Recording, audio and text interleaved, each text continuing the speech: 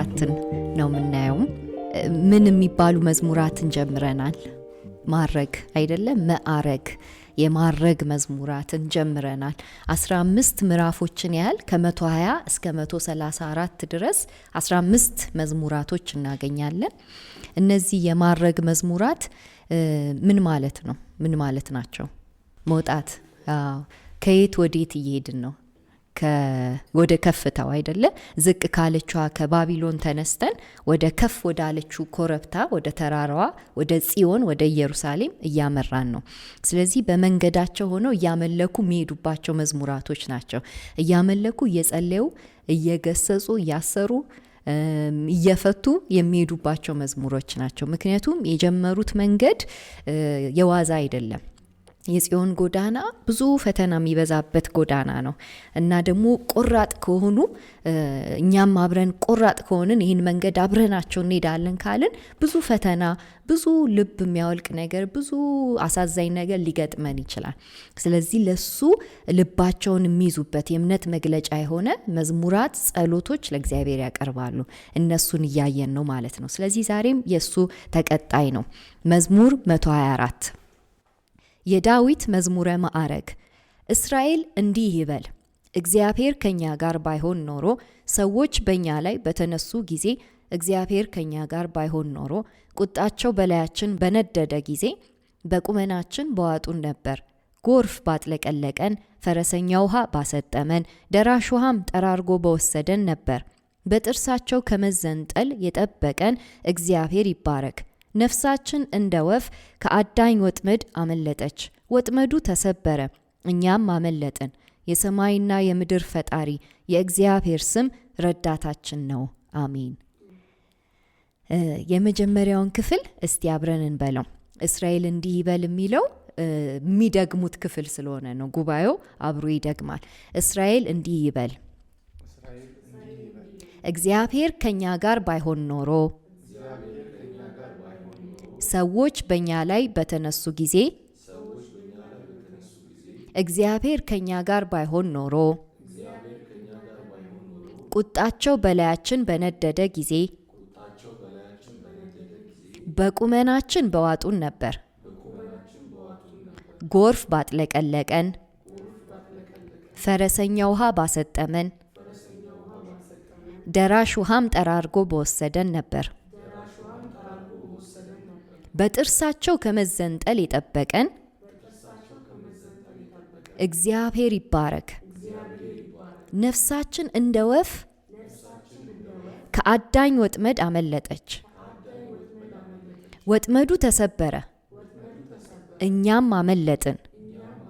የሰማይና የምድር ፈጣሪ የእግዚአብሔር ስም ረዳታችን ነው። አሜን አሜን። ትዝ ይላችኋል መዝሙር 121 ላይ መዝሙረኛው ሲዘምር ያው ማረጉን ጀምሯል፣ መንገዱን ጀምሯል። ምን ብሎ ይጸልያል? ረዳቴ ከወዴት ነው የሚመጣው ብሎ ይጸልያል። ምክንያቱም አይኖቼን ከፍ ወዳሉ ቦታዎች አነሳው። ምጠብቃቸው ኃይላቶች ነበሩ፣ ሰዎችም ይሆኑ ሌሎችም ኃይላቶች፣ ብቻ ምጠብቃቸው ከፍ ያሉ ቦታ ላይ የተቀመጡ ጥሩ ኮኔክሽን ያላቸው ጥሩ በቃ ስም ያላቸው ምላቸው ነበሩ እና ወደ እነሱ አንስቼ ረዳቴ ከነሱ አልመጣም። ይልቅ ረዳቴን ማነሳው ከነሱ የበለጠ ከፍ ወዳለው ወደ እግዚአብሔር ነው ብሎ የእምነት መግለጫውን ሲናገር አይተነዋል። ዛሬም ደግሞ ጉባኤው አንድ ላይ ይህንን መግለጫ ይደግማል እና መግለጫው የሚደግሙት በምስጋና መልክ ነው። ምስጋናም ያቀርባሉ። በተመሳሳይ ሰዓትም ደግሞ ይህንን የእምነት ማረጋገጫቸውን ደግመው ይናገራሉ እና ደግሞ ሁለት ምስሎችን ይጠቀማሉ። ሁለት ምስል። የመጀመሪያው ምስል ውሃ ነው አይደለ? የሚያጥለቀልቅ በጣም ኃይለኛ የሆነ የተጥለቀለቀ ነገር ያሳዩናል፣ ውሃን፣ ደራሽ ውሃን። ሁለተኛው ምስል ደግሞ የአዳኝ ወጥመድ። ስለዚህ እነዚህ ሰዎች አሁን የጀመሩትን መንገድ እንደጀመሩ ሆነው ሲዘምሩ፣ ሲጸልዩ እንደዚህ ይላሉ። እኛ እያረግን ነው። ይሄ የዳዊት መዝሙር ነው፣ እየደገምን ምን ዘምረው ይላሉ። ዳዊት በዘመኑ ብዙ ውጣ ውረድ ውስጥ አልፏል። እንዳየነው ከዚህ ቀደም ሰዎች ተነስተውበታል፣ ቁጥር 2 እንደሚለው በተለይ ሰዎች የሚለው እዚህ ጋር አዳሞች፣ ስጋ ለባሾች ከአፈር የወጡት ማለት ነው። አዳም ማለት ከአፈር የወጣው አይደል? ልክ በቃ ከነ አፈር ማንነቱ የወጣው ምድር የሚለው ስጋ ለባሽ፣ የስጋ ፍላጎት ያለበት ሰዎች የሚለው እሱን ነው። ስለዚህ ምን አይነት ፍላጎት ያለባቸው ናቸው? እኚህ ምድራዊ ፍላጎት ያለባቸው በዳዊት ላይ ብዙ ጊዜ ተነስተውበታል። የሱን ዙፋን ለመቀራመት በጣም ብዙ ሞክረዋል። እና እንዲህ አይነት ሰዎች ብዙ ጊዜ ተነስተውበት እነሱ ከነሱ ሳይድ ሆነው ብዙ ኃይላት ነበራቸው። ዳዊት ደግሞ ከሱ ሳይድ ያለውን ሲመለከት ምንም በኃይሉ የሚመካበት ነገር ሳይሆን ያለው እግዚአብሔር ነው ያለው ከሱ ሳይድ ያለው። ስለዚህ እግዚአብሔር ከኔ ጋር ስላለ ነው ያንን ጊዜ ያለፍኩት ብሎ ይጀምራል። እና የምር እኮ እግዚአብሔር ከኔ ጋር ባይሆን፣ ከኛ ጋር ባይሆን፣ እንደ እስራኤል እንደ ሕዝብ ከኛ ጋር ባይሆን በጣም ስጋ የለበሱ ጉልበት ያላቸው ደካሞችን የሚረግጡ በዝባዥ የሆኑ ኃይላት በጣም ጉድ ባረጉን ነበር አይደለ? ጉድ ያደርጉን ነበር ይላል። አሁን ይህንን መዝሙር ወስደው ከዳዊት ዘመን በነሱ ዘመን አምጥተው እየዘመሩት ነው። በነሱ ዘመን ምን ላይ ናቸው ያሉት? በነሱ ዘመን ያሉበት ሁኔታ ከባቢሎን መውጣት ነው አይደለ? ከባቢሎን ወጥተው አሁን ወደ ምድራቸው ሲሄዱ ምድራቸው ላይ አሁንም ኃይል አለ። ኢየሩሳሌም ነፃ አልወጣችም። ስቲል ቀኝ ግዛት ውስጥ ነች እና ቀኝ የሚገዛው ኃይል አለ። ስለዚህ እንደነ ባቢሎን ያሉ ኃይላት ወይም ደግሞ ኢየሩሳሌም ውስጥ የተቀመጡ ቀኝን የሚገዟት ኃይላት ጉድ ይሰሩን ነበር ይላል። ከዛ ስዕሉን ያመጣልናል። ስዕሉ ቁጥር 3 ላይ ቁጣቸው በላያችን በነደደ ጊዜ ይላል። ቁጣቸው በላያችን በነደደ ጊዜ ልክ በቃ በንዴታቸው ቢነሱብንና ልክ እንደተነሱት ቢቀጥሉ ኖሮ አቤት ጉዳችን ነበር ይላል። ጉዳችን ነበር እና በቁመናችን ነበር የሚውጡን ይላል። በሕያውነታችን እንደዚህ አፈፍ አድርገው ሲኦል ውስጥ ይከቱን ነበር። ግን አንዳች ኃይል ብቻ ከፊታቸው ቆሞ አስቁሟቸዋል። አንዳች ኃይል ገቷቸዋል። አንድ የሚገታ ነገር ከፊታቸው ነበር። ይህ የሚገታው ኃይል ደግሞ እግዚአብሔር ከኛ ጋር መሆኑ ነው። ቁጥር 1 እና 2 አይደለ? እግዚአብሔር ከኛ ጋር የሚለው ኢማኑኤል የሚለው ነው። ኢማኑኤል ሁልጊዜ እግዚአብሔር ከህዝቡ ጋር መሆንን ይፈልጋል። ሁልጊዜ ከህዝቡ ጋር ራሱን ማድረግ ይፈልጋል። ራሱንም አይደንቲፋይ የሚያደርገው ኢማኑኤል በሚለው ነው። እግዚአብሔር በመካከሏ መሆንን ይፈልጋል ይላል። ስለዚህ እግዚአብሔር ከኛ ጋር መሆኑ አስጣለን እያለ ይናገራል። እንዴት እንደተጣሉ ደግሞ መዝሙር 83ን አይተን መረዳት እንችላለን። ህዝብ በጣም በተንኮል አሲሮባቸዋል በእስራኤላውያን ላይ። እስራኤላውያን እንዳይተርፉ በቃ ተበታትነው ተዘነጣጥለው ድምጥ ማጣቸው ጠፍተው ከዚህ ምድር ላይ በቃ እንዲጠፉ የተደረገበት ጊዜ ነበረ። የዛሬ 70 ዓመት ምንለው አሁን ከባቢሎን እየወጣን ነው። ስለዚህ ከባቢሎን ምርኮ በፊት ያለው ጊዜ እናስታውሳለን። 586 ዓመት ቅድመ ክርስቶስ ላይ ባቢሎን መታ ኢየሩሳሌምን አጋየቻት አይደለ? አጋዩት፣ ቤቶቹን አፈራረሱ፣ ህዝቡን በቃ ወደ ግዞት ወሰዱት። ስለዚህ አሁን በግዞት ምድር ሆነው ሰዎቹ ሲጸልዩ መዝሙር 83 ላይ የእስራኤል ስም ከእንግዲህ አይታወስ ብለው ኑና ህዝብ እንዳይሆኑ ብለው ደመሰሱን። እንደምስሳቸው ተባብለው አሲረውብን ደመሰሱን፣ አጠፉን፣ በታተኑን እና እግዚአብሔር ሆይ እባክን ስሜ የተጠራብን አይደለን እባክ ድረስልን ብለው ጸሎት ያቀርባሉ። እና አሳፍ በዚያ በምርኮ በግዞት ቤት ሆነው ወደዚህ ንስሐ ጸሎት ይመሯቸው ነበረ። የእግዚአብሔር ስም የተጠራብን እግዚአብሔር በመካከላቸው ነው ተብሎ በቃል ኪዳኑ ታቦት አማካይነት ህልውናው ተሰምቶን እንዴት ያ ህልውናው ያለ እንዴት እንደዚህ ፈራረስን ብለው ሲጠይቁ አዎ የተነሳብን ኃይል ነበር፣ ግን እግዚአብሔር ደግሞ ከዚህ ኃይል ይበልጣል ብለው እና አሳፍ ያገለግሏቸው ነበር ህዝቡን። ስለዚህ በዚህ ጸሎት ውስጥ ታሪካቸውንም የኋሊት እያሉ ነው። ቁጣቸው የነደደ ህዝብ መጥቶባቸዋል። አሶርና ባቢሎን አይደለ? አሶርና ባቢሎን በቁመናቸው ሊውጧቸው ይችሉ ነበር። ላይክ ድምጥ ማጣቸው ጠፍቶ ዛሬ ካርታው ላይ ይሄ የምናየው ካርታ ላይ እስራኤል የምትባል ሀገር ላይኖር ይችል ነበር። ግን እግዚአብሔር አልፈቀደላቸው አይደለ? አልፈቀደላቸውም። እንድትውጧቸው ሳይሆን ተቀጥተው ወደ መስመር ገብተው ይመለሳሉ ብሎ ገቷቸዋል አይደለ? ይሄ ደግሞ ምንን ያስታውሰናል? ለኢዮብ እግዚአብሔር የሰጠው ቃል ነበረ። በፍጥረት ጊዜ ኢዮብ 38 እና እስከ 42 ድረስ ኢዮብን ሲያስታውሰው በፍጥረት ጊዜ ይለዋል፣ እኔ እኮ ትዕቢተኛውን ማዕበል ገደብ አበጅቼለታለሁ ይለዋል። ምንድነው ማደርገው? እስከዚች ድረስ ድረሽ ይለዋለሁ። ማዕበሉ መድረስ ይችላል እና አቅሙን ሲያሳይ እያጓራ እያገሳ ብዙ አይነት አቅሙን ለማሳየት ሊንጠራራ ይችላል። ግን እግዚአብሔር ምን አበጅቶለታል? ገደብ አበጅቶለታል አይደል? እግዚአብሔር ካልፈቀደለት በላይ ማዕበሉ መጥቶ ማጥፋት አይችልም። ስለዚህ እግዚአብሔር ይህንን መግታትን ከዘፍጥረት ጀምሮ እንደሚያደርግ ይነግረናል እና ለኢዮብ የነገረው ይህን ነው። ዘፍጥረት 1 ላይ ትዝ ካላችሁ መጀመሪያ የእግዚአብሔር የመጀመሪያው አክት መንፈስ ቅዱስ በውሆች ላይ መስፈፍ ነበረ አይደለ? በውሆች ላይ ሰፈፈ ይለናል። ይሄ የውሆችን ኃይላት ጸጥ ለማድረግ ለማስገዛት ቁጭ አለባቸው እያለን ነው። ውሆች በመጽሐፍ ቅዱሳችን ውስጥ ኃይላትን ያሳያሉ፣ ይጠቁማሉ። ምን አይነት ኃይላት ናቸው? ወይ ስጋ ለባሽ ወይ ደግሞ መንፈሳዊ ኃይላት። ስለዚህ ስለ ውሆች ስናወራ ሁልጊዜ የእግዚአብሔር ጠላቶች ናቸው። ውሆች የእግዚአብሔርና የእግዚአብሔር ልጆች ጠላቶች ናቸው። ሁልጊዜ እግዚአብሔር ገደብ ያበጅላቸዋል ለውሆች። እግዚአብሔር ይህን የሚያደርገው በመንፈሱ ነው። ስለዚህ የእግዚአብሔር መንፈስ ከውሆች ጋር ሁልጊዜ ግብ ውስጥ አለ። ውሆችን የሚያሸንፍ የእግዚአብሔር መንፈስ ሁልጊዜ ያስፈልገናል። እግዚአብሔር አዲስ ነገር ሊሰራ ሲል፣ አዲስ ፍጥረት ምድርን ሊያወጣ ሲል፣ ወይ ኤደን ገነትን ሊተክል ሲል ውሆች ያስቸግራሉ። መተን ካልጎረስን ካልዋጥን፣ በቁመናው በቃ መና ካላስቀረን ይላሉ ውሆች። ከዘፍጥረት ጀምሮ ዘጸአት ጋም ላምጣችሁ። ዘጸአት 14 ላይ ህዝቡ ሊወጣ እያኮበኮበ ነው ከግብፅ አይደለ? ከግዞት እና እግዚአብሔር አዲስ ስራ ሊሰራ ነው በህዝቡ። አዲስ ምዕራፍ ሊጀምር ነው። ውሆችን ተሻግረው የሚወርሱት ገነትን ነው አይደለም? ስለዚህ ገነት አይገቡም የሚል የሆነ ውሃ አካል እዚህ ጋር አለ፣ ቀይ ባህር የሚባል እና ቀይ ባህር ለማዋጥ አኮብኩቧል። በቃ ዛሬማ አውጣለሁ ብሏል።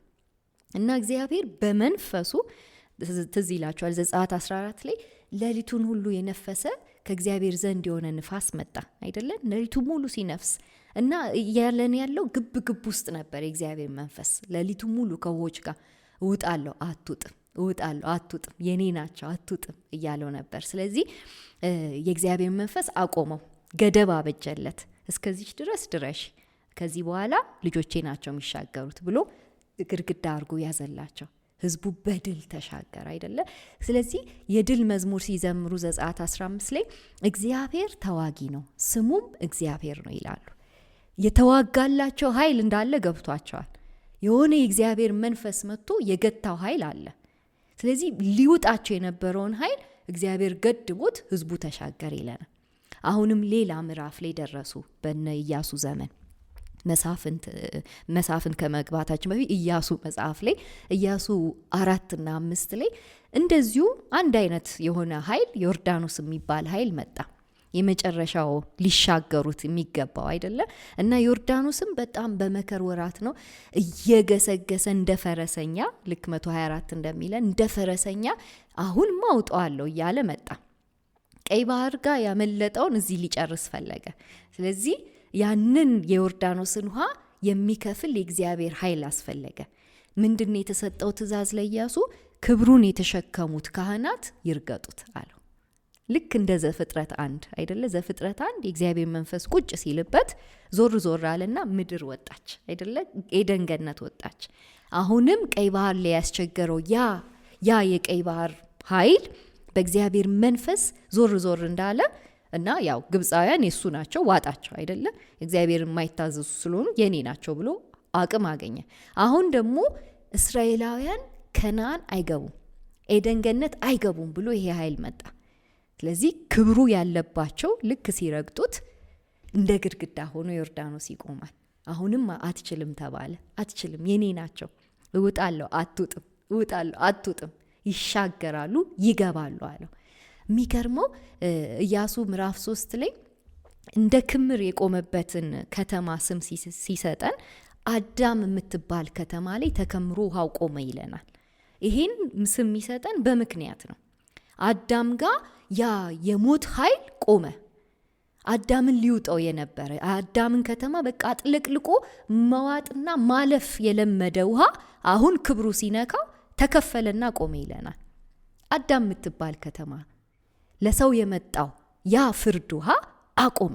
ምንድነው ያቆመው? ኢማኑኤል እግዚአብሔር ከኛ ጋር መሆኑ አቆመው። ከምሮ እስከዚች ድረስ ድረሺ፣ በዚህም ለትዕቢተኛው ማዕበልሽ ገደብ ይሁን አለው የእግዚአብሔር መንፈስ። ስለዚህ ያን ትዕቢተኛ ማዕበል እግዚአብሔር እንዳስቆመው ይነግረናል። ይህንን ታሪክ ነው መዝሙረኛው እየደገመልን ያለው። በግጥም መልክ ታሪኩን ሲደግምልን ቁጣቸው በላያችን በነደደ ጊዜ በቁመናችን በዋጡን ነበር ይላል። ያስታውሱታል። እያንዳንዱ እስራኤላዊ ያስታውሳል። ማን ኃይለኛ ሆኖ እንዳሻገረው ያውቃል። ይቀጥላል መዝሙረኛው ቁጥር 4 ጎርፍ ባጥለቀለቀን፣ ፈረሰኛ ውሃ ባሰጠመን፣ ደራሽ ውሃም ጠራርጎ በወሰደን ነበር ይላል። 3 መግለጫዎች አይደል? ጎርፍ አለ፣ ፈረሰኛ ውሃ አለ፣ ደራሽ ውሃ አለ። እነዚህ በሙሉ አልፈው የመጡባቸው ውሆች ናቸው። አልፈው ከዘፍጥረት ጀምሮ የእግዚአብሔርን አዲስ የፍጥረት ስራ ግብ ውስጥ የሚገባ ኃይል ነው። ጎርፍ ሁል ጊዜ አጥለቅልቆ መውሰድ፣ ፈረሰኛ ውሃ እየጋለበ መጥቶ አትሻገርም ማለት ይወዳል። ደራሽ ውሃም ደግሞ አሁን በቃ አዳምን ዋጥኩት እያለ ሁል ጊዜ እየደረሰ መጥቶ መዋጥ የለመደ ውሃ አለ። እግዚአብሔር በምሕረቱ በኃይሉ በጸጋው ጸጥ የሚያደርገው ኃይል አለ ሁል ጊዜ። ሕዝበ እስራኤሉ ይሄንን ያውቃል።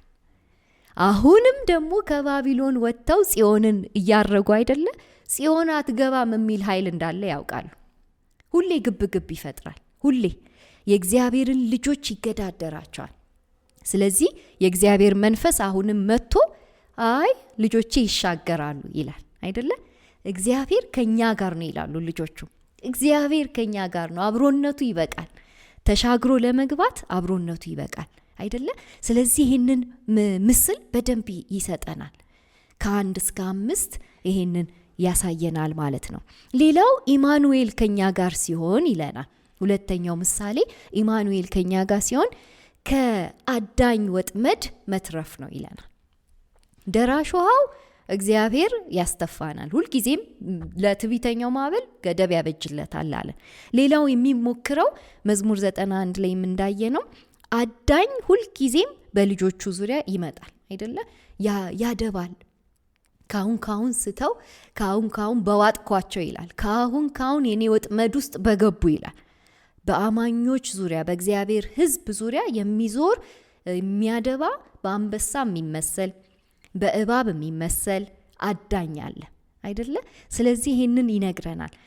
ቁጥር 6 ላይ በጥርሳቸው ከመዘንጠል የጠበቀን እግዚአብሔር ይባረክ ይላል። በጥርሳቸው ከመዘንጠል አዳኝ የሆኑ እንስሳቶች ፕሬዴተርስ የምንላቸው ጥርስ አላቸው አይደል? ሹል የሆነ ጥርስ እና ለማደን ይህን ጥርሳቸውን ነው የሚጠቀሙት።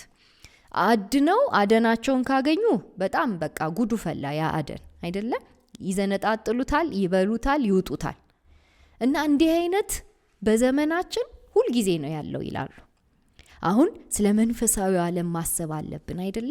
በመንፈሳዊ ዓለም የእግዚአብሔርን ልጆች ሊውጥ የተዘጋጀ ሁልጊዜም በአደን ላይ አድብቶ የሚጠብቅ ኃይል አለ እና ትንሽ ነው የሚበቃው አይደለ? ትንሽ ይበቃዋል። ወደሱ ትንሽ ቴሪቶሪ ከገባን በቃ ይዘነጣጥላል። ልክ እንደዛ ነው። እኛ እንደዚህ በቃ በሞት አፋፍ በሞት ጥላ መካከል ነው ያለፍነው እያለ ነው። ለትንሽ ዘነጣጥሎ በቃ ምንም ሊያደርገን ነበረ። እግዚአብሔር ግን ለጥርሳቸው ንክሻ አላደረገንም ይላል አይደለ? ለጥርሳቸው ንክሻ አላደረገንም። እግዚአብሔር ታማኝ ነው። በታማኝነቱ ጠብቆ እዚህ አድርሶናል ይላል ይህ ዘማሪ። እግዚአብሔር ይባረክ ይላል። ምስጋናን ያቀርባል። ምስጋናን የሚያቀርበው ከስንቱ እንደተረፈ ሲያይ ነው። ድነቱ ከምን እንደሆነ ሲቆጥር ነው። ከብዙ ነገር እንዳተረፈው ሲያይ ነው። ቁጥር 7 ነፍሳችን እንደ ወፍ ከአዳኝ ወጥመድ አመለጠች ይላል። ሌላው አዳኝ ምን ያደርጋል? ወጥመድ ያስቀምጣል አይደለ? ወጥመድ ያስቀምጣል። በቃ የሆነ ቀን አገኛታለሁ ብሎ ወፊቷን ለመያዝ አደን ወጥቶ በየስፍራው ወጥመድ አስቀምጦ ዘርግቶ ይጠብቃታል። የሆነ ቀን ብቻ የኔ ናት ይላል። እኛ ሕዝበ እስራኤሉ በእምነት በእግዚአብሔር የታመንን ሰዎች ይሄ መዝሙር የኛ መዝሙር ነው። እኛም ወደ ጽዮን መንገድ ጀምረናል፣ ጽዮን አትገቡም የሚል ኃይል ሁሌም አለ አይደለ? የሆነ ወጥመድ የሆነ ቦታ ላይ ያስቀምጦ በመንገዳችን ላይ የሚያደባ ኃይል ሁሌም አለ።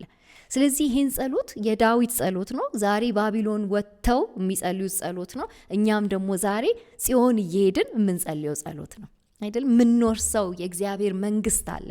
ያንን መንገድ ጀምረናል። ስለዚህ ይህን ጸሎት ዛሬ የምንጸልየዋለን። እኛ ነፍሳችንን የታደገልን እግዚአብሔር ነው አይደለ? ነፍሳችን ልክ እንደ ወፍ ነው የምትመሰለው። ወፍ በራሷ አይምሮ፣ በራሷ ኃይል፣ በራሷ አቅም፣ በራሷ እውቀት ከወጥመድ አትድንም። እግዚአብሔር አምልጪ ሲላት ነው የምትድነው። እግዚአብሔር ሲያስመልጣት ሲተፋት ነው የምትወጣው አይደለ? ስለዚህ የኛም ነፍስ ልክ እንደዚሁ ነው። እኛ አይናችን ቢከፈት ዛሬ የተዘረጋልን ወጥመድ ብናየው ፌንት ነው የምንወጣው አይደለ? እግዚአብሔር እኮ ከስንቱ እንደሸሸገን እንደጠበቀን እንደ ወፍ ከአዳኝ ወጥመድ አስመልጦናል። ወጥመዱን ደግሞ ሰባብሮታል፣ ስብርብርን ያደረገው ይላል። እኛ ደግሞ ለዘላለም እንድናመልጥ የተደረግን ሰዎች ነን። ለዘላለም ተመልከቱ። ይሄ በትንሹ የበራለት ዘማሪ ነው። በርቶለታል። ከሚታየውም ከማይታየውም ወጥመድ እንደተረፈ ገብቶታል። እኛም አመለጥን ይላል። ሕዝበ እስራኤሉ አብሮት ከዳዊት ጋር ይጸልያል ይሄን መዝሙር። ለዘመናት ይጸልዩታል ይሄንን መዝሙር። እኛም አመለጥን ይላሉ። ወጥመድ ተሰብሮ ያመለጥን ሰዎች ነን። ለዚህም ደግሞ ምስጋና እናቀርባለን ይላሉ። ቁጥር 8 ልክ 121ን በጀመረበት መንገድ ነው። የሰማይና የምድር ፈጣሪ የእግዚአብሔር ስም ረዳታችን ነው ይላል። መደምደሚያውን አያችሁት? በስሙ ውስጥ ነው ማምለጥ ያለው። በስሙ ውስጥ ነው መትረፍ ያለው። በስሙ ውስጥ ነው የክፉ ወጥመድ የሚሰበረው እያለ ይጠቀልልልናል። የእግዚአብሔር ስም ድነትን ተሸክሞ ይመጣልናል አይደለ? በስሙ ውስጥ እንተርፋለን።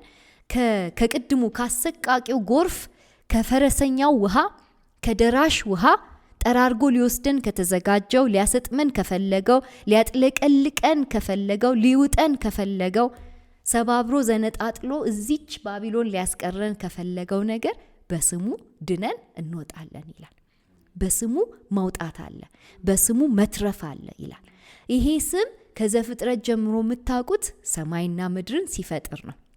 ቅድም እንዳወራ ነው ሲፈጥር ሊቋቋመው ፈልጎ ነበር አይደል? የውሃው ኃይል የእግዚአብሔር መንፈስ መጥቶ ቁጭ አለበት። በዚህ ስም ውስጥ ይሄ ኃይል አለ። በዚህ ስም ውስጥ ያለው ይሄ የተጠራቀመ አቅም አለ። ይህን ስም ነው የተሰጣችሁ እያለን ነው። ይህን ስም ተሸከሙት፣ ይህን ስም ረዳታችሁ አድርጉት፣ ይህን ስም ሁልጊዜ ጥሩት እያለ ህዝቡን ወደዚህ ምስጋና ይጠራቸዋል። እግዚአብሔር ይባረክ።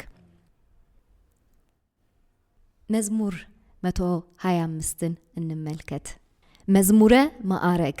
በእግዚአብሔር የሚታመኑ ሳትናወጥ ለዘላለም እንደምትኖር እንደ ጽዮን ተራራ ናቸው። ተራሮች ኢየሩሳሌምን እንደከበቧት ከአሁን ጀምሮ ለዘላለም እግዚአብሔር በህዝቡ ዙሪያ ነው። ጻድቃን እጃቸውን ለክፋት እንዳያነሱ የክፎች በትረ መንግስት ለጻድቃን በተመደበች ምድር ላይ አያርፍም። እግዚአብሔር ሆይ መልካም ለሆኑ ልባቸውም ለቀና መልካም አድርግ። ወደ ጠማማ መንገዳቸው የሚመለሱትን ግን እግዚአብሔር ከክፉ አድራጊዎች ጋር ያስወግዳቸዋል። በእስራኤል ላይ ሰላም ይውረድ፣ አሜን። ይሄኛው መዝሙረ ማዕረግ ነው አይደለ? እያረጉ የሚዘምሩት መዝሙር ነው። ስለዚህ መንገድ ጀምረዋል። መንገዳቸው ማብቂያው የት ነው? ጽዮን ነው አይደለ? ጽዮን እስኪደርሱ ድረስ ጥርሳቸውን ነክሰው ተራራውን እየቧጠጡ በቃ እኛማ ባቢሎን አንቀርም፣ እዚህማ ምድር ብለን አንቀርም፣ እዛ ተራራው ጋር የእግዚአብሔር ሀልዎት ያለበት ጋር እንሄዳለን ብለው የተነሱ ናቸው። ስለዚህ እነዚህ ሰዎች ማን ይባላሉ? ታማኞች ወይም የሚታመኑ ይባላሉ። በማን ነው የሚታመኑት? አሁን በደመደምነው ስም ነው የሚታመኑት። በማን ነው? በእግዚአብሔር አይደለ? በእግዚአብሔር ስም የታመኑ ናቸው። ስሙን ጠርተዋል በላያቸው ላይ። ይህን ስም ጠርተው ደግሞ እንድናለን ብለው የጀመሩ ናቸው። ጉዞውን፣ መንገዱን፣ እቺ የቀናቺቱን መንገድ የጀመሩ ናቸው። ስለዚህ እኛ በእግዚአብሔር የታመንን ሰዎች እንዴት ነን? በምንድን ነው የምንመሰለው? እንደ ጽዮን ተራራ። አሁን ልንወርሳት ያለችው ተራራ አለች አይደለ? የሚገርማችሁ ጽዮን በጣም እንደዚህ ከፍ ያለች ተራራ አይደለችም። ከዚህ በፊት አውርተነዋል አይደለም? እንደ ኮረብታ ነች ጽዮን እና ትሁት የሆነች ተራራ ነች። ግን እግዚአብሔር ስለነካት፣ እግዚአብሔር ስለዳሰሳት ከፍ ያለች ተራራ ሆናለች። የእግዚአብሔር ክብር መቀመጫ ዙፋኑ ስላለባት ከፍ ያለች ተራራ ሆነች። ከጽዮን የሚበልጡ ተራሮች አሉ በጽዮን ዙሪያ። ለምሳሌ ደብረ ዘይት የምንለው ማውንት ኦፍ ኦሊቭስ 66 ሜትር ከሷ ይበልጣል፣ ከሷ በላይ ነው። ሌላው ደግሞ ስኮፐስ የሚባለው ተራራ አለ፣ እሱ 76 ሜትር ከሷ ይበልጣል። ሌላው ደግሞ በምዕራብ በኩል ሌላ ኮረብታማ ቦታዎች 33 ሜትር፣ 53 ሜትር፣ ራስ ኤል መቃብር የሚባሉ ብዙ ተራራዎች አሉ በኢየሩሳሌም ዙሪያ ዛሬ እንደምናየው። ስለዚህ በኢየሩሳሌም ዙሪያ ብዙ ተራሮች ቢኖሩም እግዚአብሔር ግን ለክብሩ ማረፊያ ቦታ አድርጎ የመረጣት ጽዮንን ስለሆነ ከፍ አድርጓታል። ትሁት ቦታ ነበረች፣ ዝቅ ያለች ነበረች፣ ከፍ አድርጓታል። እነዛ ትልልቅ ተራሮች እንዴ እግዚአብሔር ትልቅ ቦታ እንዴት አልመረጠም? እግዚአብሔር ንጉሥ አይደል እንዴ? እግዚአብሔር ከፍ ያለውን አይመርጥም እንዴ ሲሉ፣ አይ ይላል እግዚአብሔር፣ እኔ ዝቅ ያለውን ነው የምመርጠው፣ ዝቅ ያለው ጋር ሂጄ ከፍ አደርገዋለሁ ይላል። ልክ ጌታችን እንዳስተማረን ነው አይደለም? ከፍ ያለው ዝቅ ያደርጋል፣ ዝቅ ያለውን ከፍ ያደርጋል። ሁሉም ትክክል ነው የሚያደርገው አይደል? እኩል ነው በሱ ፊት የሚያደርገው። ሌላው ያስተማረን ጌታችን ዝቅ ያለውን ቦታ ምረጡ ነው የሚለው። ምክንያቱም ታሪክ ይቀየራል አይደል? ሁልጊዜ ታሪክ ይቀየራል። ፊተኛ ኋለኛ ፊተኛ ነው የሚሆነው።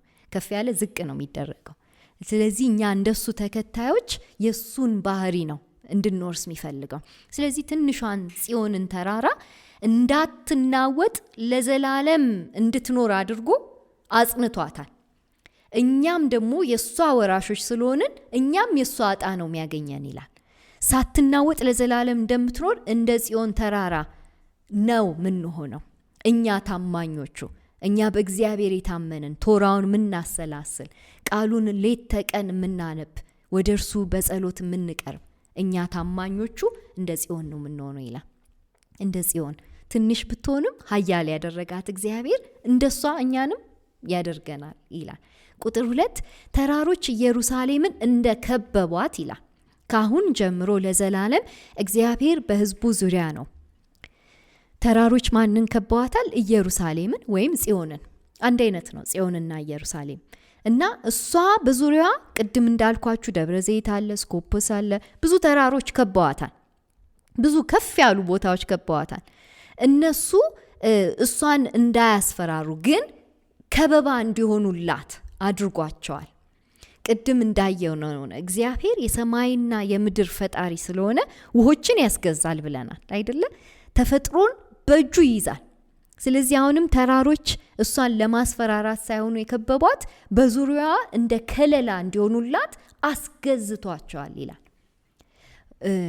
በመጽሐፍ ቅዱሳችን ውስጥ ጂኦግራፊ ስነ መለኮታዊ ምልክት ነው። በተለይ ኢየሩሳሌም በተመለከተ ጂኦግራፊዋ በሙሉ ስነ መለኮት አለው። ቅድምም እንዳወራ ነው ዝቅ ካለችዋ ባቢሎን ጂኦግራፊካሊ ዝቅ ያለች ነች። ባቢሎን ዝቅ ያለ ቦታ ሰንሰለት በቃ አስራዋቸው እዛ በግዞት ምድር በጣም ምድረ በዳ ነው። እዛ ሊያስቀሯቸው ይፈልጉ ነበር። ግን ዝቅ ያለ ቦታማ አንቀርም ብለው ወደ ጽዮን ወደ ተራራማው ከፍ ወዳለው ስፍራ መንገድ ጀምሯል። ይሄ አንዱ ጂኦግራፊ ነው። አሁን ደግሞ የሚሰጠን ጂኦግራፊ ተራሮች ከበዋታል። ይሄ የከበባት ነገር ቶፖግራፊውን ካያችሁ በዙሪያዋ ከፍ ያሉ ናቸው እያለን ነው። የሚገርማችሁ እስራኤል እንደ ሀገር በዙሪያ ያሉ ጎረቤት ሀገሮች በሙሉ ከፍ ያሉ ናቸው። በህዝብ ብዛት፣ በሚሊተሪ፣ በንግስና ስትራቴጂ፣ በብዙ ነገር ከፍ ያሉ ናቸው። ከእስራኤል ይበልጣሉ። በምድራዊው ነገር ይበልጣሉ። ሲታዩ ከፍ ብለዋል። ሀያላን ሀገራት ናቸው። አሜሪካን የመሳሰሉ ናቸው የከበቧት። ግን እግዚአብሔር ምን ይላል? በህዝቡ ዙሪያ ጀስት እንደ ጠባቂ ነው የሚጠብቋት ይላል። አይነኳትም። እስቲ ጣታቸውን ያንሱ፣ አይነኳትም። እስቲ ይመልከቷት በክፉ፣ አይነኳትም ይላል እግዚአብሔር። አይገርምም? ራሱን ከታናሽ ጋር ያደርግና ታናሹን ይጠብቃል እግዚአብሔር። ታናሹን ከፍ ያደርገዋል፣ የተከበረ እንዲሆን ያደርገዋል። ስለዚህ የተዳፈሯት ኃይላት፣ ጎረቤት ኃይላት በሙሉ አፍረው ነው ወደ ሀገራቸው የተመለሱት። አሶር ብትንትኗ ወጥቷል፣ ባቢሎን ብትንትኗ። ግብፅ ምንም እንደ ድሮ አይደለችም። አቅማቸውን ስትሪፕ አደረጋቸው፣ ራቁታቸውን አስቀራቸው እግዚአብሔር። ምክንያቱም የተዳፈሩት የእግዚአብሔር ስም እና ክብር የተነካካውን ከተማ ነው አይደለ? ይሄንም ከተማ መነካካት ወይም መዳፈር ማለት እግዚአብሔርን መዳፈር ነው። ስለዚህ እግዚአብሔር ጸጥ አደረጋቸው ይላል እና ከበዋታል። ከአሁን ጀምሮ ለዘላለም ማን ነው? እግዚአብሔር ነው በእሷ ዙሪያ ያለው ይለናል። ከአሁን ጀምሮ ለዘላለም በኢየሩሳሌም ዙሪያ ማን ነው ያለው? እግዚአብሔር አይደለ? እግዚአብሔር በሕዝቡ ዙሪያ ነው።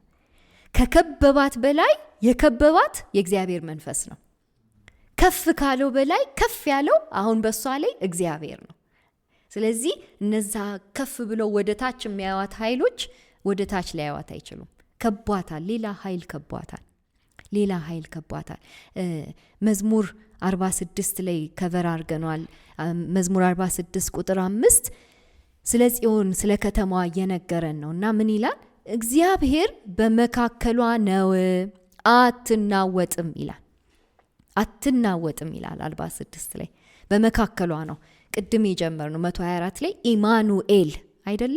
ኢማኑኤል ከእርሷ ጋራ ነው፣ በመሃሏ ነው፣ በመሃሏ ነው። ለዛ ህዝቦች በአመፅ ቢነሱባት፣ መንግስታት ቢመጡባት ተሰነካክለው ወደቁ ይላል መዝሙር 46። ተሰነካክለው ይወድቃሉ። መንግስታት በአመፅ ሊነሱባት ይችላሉ። እኛንን ምንገዛት፣ እኛንን ምናስተዳድራት ሊሉ ይችላሉ። እነሱ ተሰነካክለው መውደቅ ነው። ምክንያቱም የማይችሉት ኃይል አለ። የማይችሉት ኃይል እሷ ጋር አለ ይላል። ስለዚህ አሁን ግብግቡ በኃይላቶች መካከል ነው። በመንፈሳዊ ዓለም ሌላ ጦርነት አለ። እግዚአብሔር ከነዛ መንግስታት በስተጀርባ ያለውን ኃይል ያስገዛዋል አይደለ? ከነዛ መንግስታት ጀርባ ሌላ ኃይል አለ። ልግዛ፣ በግዞት ምድር ላስቀራቸው፣ በሰንሰለት ላስቀራቸው የሚል ኃይል አለ። ሁልጊዜ ህዝበ እስራኤሉ የሚገዳደር ኃይል አለ። እግዚአብሔር ደግሞ በዙሪያዋ እንደ እሳት ቅጥር ይከልላታል ይለናል። እግዚአብሔር ይባረክ። ቁጥር 3 ጻድቃን እጃቸውን ለክፋት እንዳያነሱ የክፎች በትረ መንግስት ለጻድቃን በተመደበች ምድር ላይ አያርፍም ይላል። አያርፍም ምን እያለ ነው? ጦርነታቸውን ለጻድቃን ማን ነው የሚዋጋላቸው? እግዚአብሔር ነው የሚዋጋላቸው አይደለ? ጻድቃን አሉ። ልክ መዝሙር 1 ሲጀምር እንዳለው ጻድቃን ማለት የኃጢአትን መንገድ እምቢ ያሉ፣ ይሄ ዋዘኛን ነገር እምቢ ያሉ፣ በሌትና በቀን የሚያሰላስሉት የእግዚአብሔር ቃል የሆነ። ክፎች የሚባሉት ደግሞ የእግዚአብሔርን ቃል አንፈልግም ብለው ያመጹ፣ የእግዚአብሔርን ንግስና አንፈልግም ይሉ፣ ጽዮን የነገሰውን እግዚአብሔርን የሚገዳደሩ እነሱ ናቸው። ስለዚህ ለምን ይጋበዛሉ? ለጦርነት ይጋበዛሉ አይደል? በትረ መንግስታቸውን አንስተው እኛንን የምናስተዳድራችሁ ለማለት ይፈልጋሉ። እና ጻድቃን እነሱ ጋር ጦርነት አይገጥሙ። ምን በወጣቸው ይላል እግዚአብሔር። ምን በወጣቸው? እግዚአብሔር ነው። እግዚአብሔር ይዋጋላቸዋል። በእነሱ ምድር ላይ ምንም የነሱ ጦር አያርፍም ይላል።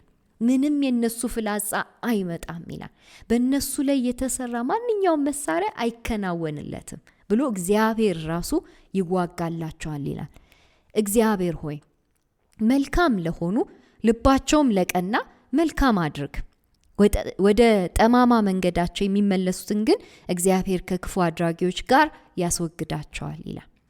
መልካም የሆኑ ማለት ጻድቃን ናቸው፣ እግዚአብሔርን የሚፈልጉ፣ ለእግዚአብሔር በቀና መንገድ የሚሄዱ፣ ለክብሩ የሚኖሩ እና ልባቸውም ለቀና ይላል። ልባቸው በሱ መንገድ ላይ ነው ያለው። ቀና የሆነች ጠማማ ቦታ ላይ አይሄዱም፣ አይፈልጉትም። ያንን ለነሱ እግዚአብሔር ምን ያደርጋል? መልካም ያደርጋል። እነሱ መልካም ናቸው፣ እግዚአብሔር መልካም ያደርጋል። እግዚአብሔርን ታዘዋል፣ እግዚአብሔር ይደርስላቸዋል። መጨረሻቸው በእግዚአብሔር እጅ ነው ያለ ይላል።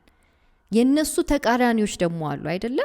ስትሬት በሆነው ቀና የሆነው የሚከተሉ አሉ። ሌሎች ደግሞ ከነሱ ተቃራኒ ጠማማ የሆነው ክፉ የሆነውን ጨለማ የሆነውን የሚያደርጉ አሉ። ጠማማ መንገድ የሚከተሉ አሉ። እነሱም ደግሞ ይወገዳሉ ይለናል። ይሄም መዝሙር 1ን ያስታውሰናል። መዝሙር 1 ላይ የእግዚአብሔርን ቃል የሚያሰላስሉ በውሃ ዳር እንደተተከለች ዛፍ ነው የሚሆኑት አይደል? ሁል ጊዜ ያቆጠቁጣሉ። ዘላለማዊነት አለ። ልምላሜ ውስጥ ናቸው። በቃ ልምላሜ ውስጥ ናቸው። እነሱ እንደዛ ይቀጥላሉ። እነዚህ ደግሞ ልክ መዝሙር 1 ላይ ተጠራርጎ እንደሚወስዳቸው ነፋስ እንደሚወስዳቸው ገለባ ናቸው ይላቸዋል። እነሱ የዛፉ ተቃራኒ ማለት ነው። ዛፍና ገለባ ምንም በቃ ማይሄድ አብሮ ማይሄድ። ስለዚህ እነዛ እንደ ገለባ ይወገዳሉ። ነፋስ ሲመጣ ጎርፍ ሲመጣ ቅድም ግብፃውያን እንዳየ ነው አይደለ? ጠራርገው ይወሰዳሉ። የሚውጣው ኃይል በመጨረሻ ጊዜ ሲመጣ አቅም ያገኛል እነሱን ለማዋጥ አይደለ? ማንም ላይ አልቆሙ። ማንም ላይ መሰረት የላቸው። ስለዚህ መሰረት የሌለው ጎርፍ ከመጣ ዝናብ ከዘነበ ያ የጎርፍ ኃይል ይወስደዋል። ደራሽ ውሃው አጥልቅልቆ ይወስደዋል ይላል። መጨረሻ ሲደመድም በእስራኤል ላይ ሰላም ይውረድ ይላል። ሰላም ይውረድ። ይሄ እግዚአብሔራዊ ሰላም አለ፣ ሻሎም የሚባል ይሄ የእግዚአብሔር ባህሪ የሆነ ራሱ እግዚአብሔር የሰላም አለቃ ተብሏል አይደለ? ወደፊት የሚመጣው ንጉሳችን የሰላም አለቃ ይባላል። መንግስትን በጫንቃው ላይ ያደረገ ሌሎች ነገስታት መንግስትን ጫንቃቸው ላይ ያይዙ እንዳየ ነው አይደለ? መንግስትን ከእግራቸው በታች ነው የሚያደርጉት። እየረገጡ ሰውን እየናቁ ሰውን እያሳዘኑ እያስለቀሱ የሚገዙ ናቸው።